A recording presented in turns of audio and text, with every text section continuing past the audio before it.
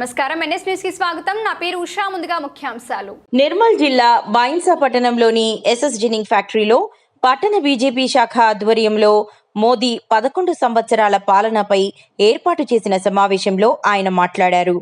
నోట్ల రద్దు చారిత్రాత్మక నిర్ణయమని, ఈ నిర్ణయంతో పాకిస్తాన్ ఆర్థిక వ్యవస్థను చిన్నాభిన్నం చేసిన ఘనత మోదీదేనన్నారు. ఆపరేషన్ సింధూర్తో శత్రు దేశాన్ని గజగజలాడించామన్నారు. ఒకే చట్టం ఒకే దేశం నినాదంతో 370 ఆర్టికల్ను రద్దు చేయడం జరిగిందన్నారు. మొన్న హైదరాబాద్లో వర్క్షాప్ పెట్టారు, నిన్నగాక మొన్న జిల్లాలో వర్క్షాప్ పెట్టారు. దాని తర్వాత ప్రతి మండల్ కేంద్రంలో వర్క్షాప్ పెట్టడం, ఈరోజు బైన్సా టౌన్ వర్క్షాప్ పెట్టడం జరిగింది.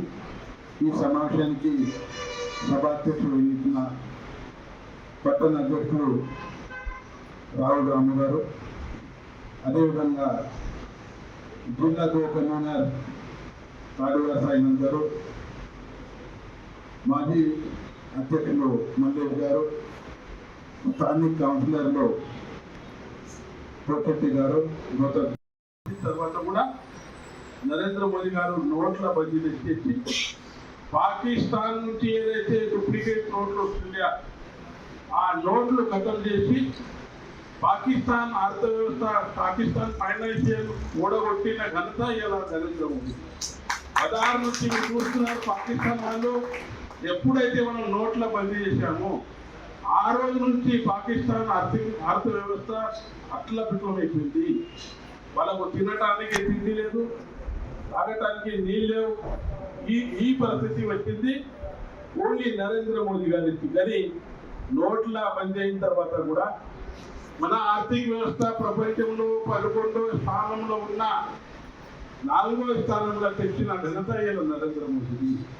ఇంకా 10 సంవత్సరాలు ఏంటో నరేంద్ర మోదీ ఈ దేశానికి సేవ చేస్తే మన ఆర్థిక వ్యవస్థ 3వ స్థానంలో వచ్చేసి, 3వ స్థానం అంటే first America, second Russia, third మనం మొత్తం. అటువంటి ఆర్థిక వ్యవస్థ తెచ్చే ప్రయత్నంలో ఉన్న ముందు నరేంద్ర మోదీ 18 గంటలు దేశానికి సేవ చేస్తుంది. ఎన్నో రకాల పుస్తకాలు చూస్తే, యూట్యూబ్లో చూస్తే ఆయన చేసినదంతా అన్నీ వస్తాయి. ప్రతి విలేజ్లో, ప్రతి పల్లె, ప్రతి ఇంట్లో, ప్రతి జాగలో యాడ పుట్టితే ఆడ మనం చెప్పే అవసరం ఉందని తెలియజేస్తూ, స్థానిక ఎలక్షన్స్ వస్తున్నాయి, మీరు పబ్లిక్లో ఉండండి, పబ్లిక్తో కన్సల్ట్ చేయండి. మనం స్థానిక ఎలక్షన్స్ గెలవాలా ముఖ్యమైన మన ఉద్దేశం ఉంది. ఆ ఎట్టి పరిస్థితుల్లో మనం ఏకమై, సరే ఒకటికి టికెట్ వస్తుంది, ఒకటికి టికెట్ రాదు. ఆయన డాక్టర్ బాబాసాహెబ్ అంబేద్కర్ పేరు తీసుకొని మన వాళ్ళు దొంగదానం లాగా చేస్తున్నారు. కానీ మనం చేసిన గంతం పబ్లిక్ చెప్పాలి. అయ్యా కంపారిజన్ చేయండి, ఎవరు చేసిండ్రు ఎవరు చేయలేదు అది చెప్పే అవసరం ఉంది.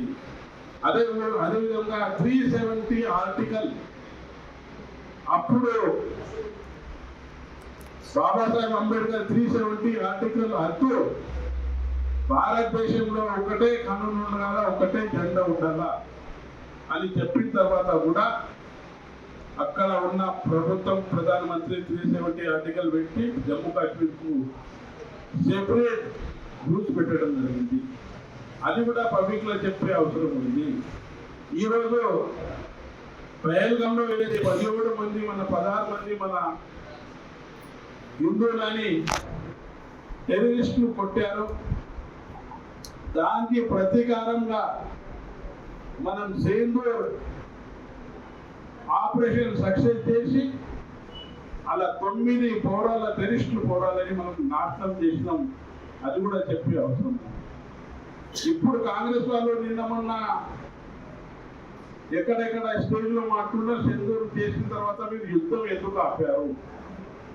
మేము యుద్ధం ఒకటే చేశాము, 16 మంది చనిపోయిన మీకు మేము ఏమున్నామని చూపించాము. యుద్ధం చేయలే, మనం ఏమున్నామని చూపించాం. కానీ యుఎన్, యునైటెడ్ నేషన్ ఆర్గనైజేషన్ ఇది ఉంటుంది, వాళ్ళ మాట కూడా మనకి వినబడుతుంది. ఎందుకంటే మొత్తం ప్రపంచంలో మాట ఇదే, అది ఒకటి యూనియన్ ఉంది. ఆ యూనియన్ మీరు మరీ స్టాప్ చేయకుండా వాళ్ళు గుర్తున్నది తెగించు పాకిస్తాన్ వాళ్ళు నాతోని గాలి శాతాయం శరంతరవుతామని ఆమె దృష్టిలో చేసిన నరేంద్ర మోదీకి అంతామని చెప్పే అవసరం ఉంది. అదేవిధంగా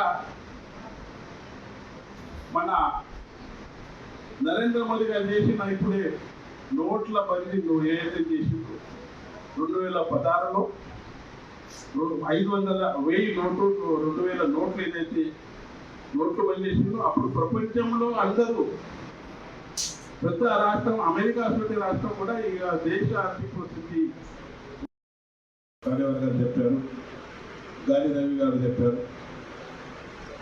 మనం 50 సంవత్సరాల్లో కాంగ్రెస్ చేసిన పరిపాలన, 11 సంవత్సరాలు చేసిన మన నరేంద్ర మోదీ గారి పరిపాలన కంపారిజన్ చేసుకుంటూ ప్రతి ఇంటికి ప్రతి కూర్చున్న జాగాల హోటల్లో కూర్చుంటే, పంచాయతీలో కూర్చుంటే, నలుగురు మంది అక్కడ కూర్చుంటే ప్రతి మాట చెప్పే అవసరం ఉంది.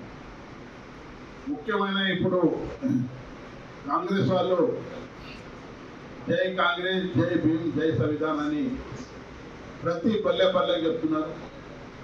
నరేంద్ర మోదీ గారు కాన్స్టిట్యూషన్ చేంజ్ చేస్తారని చెప్పడం జరిగింది. ఆ దాని మీద మనం ఖచ్చితంగా చాలా కాన్స్టిట్యూషన్ పెట్టి ఈ కాంగ్రెస్ వాళ్ళు చెప్తున్న మాట తప్పు. ఇలా జై భీమ్ అని అంటున్నారు. జై భీమ్ అంటే 50 సంవత్సరాల పాలనల మీరు డాక్టర్ బాబాసాహెబ్ అంబేద్కర్ గురించి ఏం చేశారు? ఆయన కష్టపడి దేశానికి రాజ్యాంగం రాసిన వ్యక్తి. మీరు ఎంత కష్టం పెట్టారో అది ప్రతి విలేజ్లో ప్రతి మధ్యలో చెప్పే అవసరం ఉంది. ఆయన పార్లమెంట్ ఎలక్షన్లో పార్లమెంట్ సభ్యుడుగా నిలబడితే ఓడగొట్టిన ఘనత కాంగ్రెస్ పార్టీది. పండిత్ జవహర్లాల్ నెహ్రూ అప్పుడున్న ప్రధానమంత్రి చెప్పగలిగే అవసరం ఉంది. అదేవిధంగా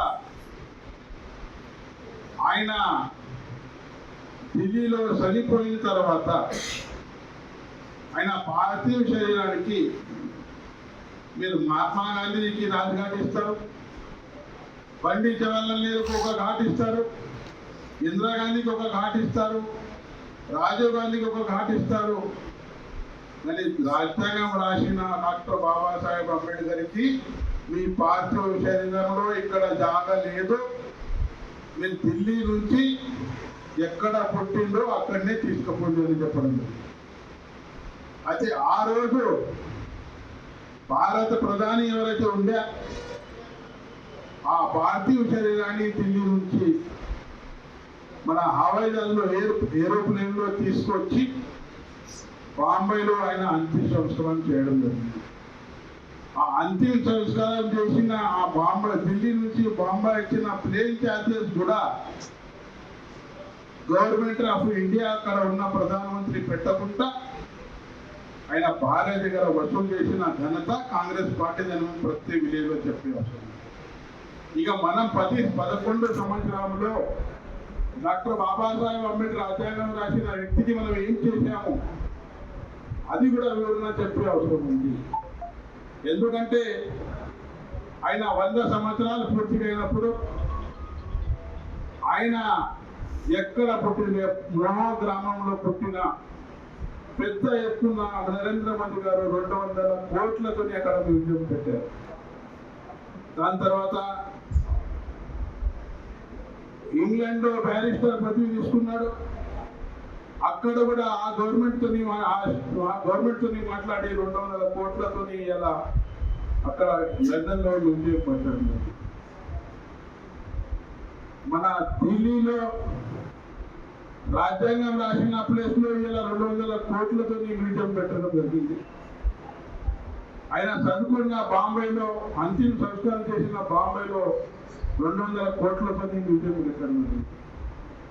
ధర్మ దీక్ష తీసుకున్న నాగ్పూర్లో కూడా 200 కోట్లతో డాక్టర్ బాబాసాహెబ్ మ్యూజియం పెట్టడం. ఎందుకంటే ఈ కాంగ్రెస్ దొంగలు ఓట్ల కోసం